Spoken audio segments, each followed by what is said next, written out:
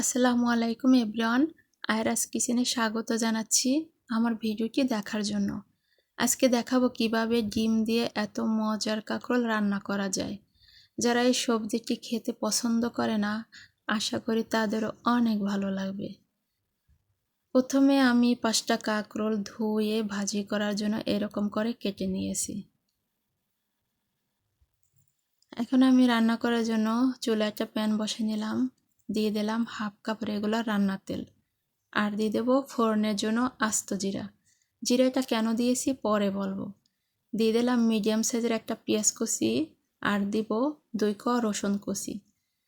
নেড়ে চেড়ে আমি একটু ভেজে নেব পেঁয়াজটা নরম হওয়া পর্যন্ত। এখন আমি পেঁয়াজটা সরিয়ে তেলের মাঝে দিয়ে দেব 1/3 চা চামচ হলুদ গুঁড়া। আর তেলের মাঝে হলুদ গুঁড়ো দিবার কারণে সবজিটির কালার ঠিক থাকবে। চুলার আঁচটা কিন্তু একদম মিডিয়াম টু লোর মাঝামাঝি রাখতে হবে।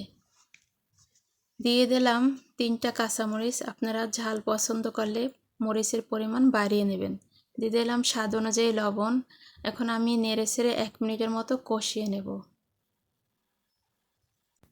এখানে আমি পানি দেব না, কারণ সবজি থেকে এমনিতেই পানি বের হবে। এখন ঢাকনা দিয়ে আমি মিডিয়াম টু লো আঁচে মাঝে মাঝে 5 মিনিট রান্না করব। ঢাকনা খুলে একটু নেড়ে চেড়ে নিলাম। আমার সবজিটা কিন্তু অনেকটা সেদ্ধ হয়ে গেছে। এখন দিয়ে দেব আমি একটা ডিম। 5-6টা কাঁকরোলের জন্য একটা ডিমই যথেষ্ট, এর বেশি আর দিবার প্রয়োজন নেই। আমি এখানে কোনো লবণ কিংবা মরিচের গুঁড়া দেব না, কারণ ভাজিতে যে লবণ আছে তাতেই হবে। এখন ডিমটা আমি ভাজির সাথে ভালোভাবে নেড়ে চেড়ে মিশিয়ে নেব। আর আস্ত জিরা দিবার কারণে কিন্তু ভাজিটা খেতে যেমন মজা হবে, এতে করে সবজি থেকে ডিমের একটা স্মেল আসবে না। দিয়ে দিলাম ধনিয়া পাতা কুচি। আমি এখন নেড়ে চেড়ে নেব একটু। এখন আমি 5 মিনিটের মতো রান্না করব।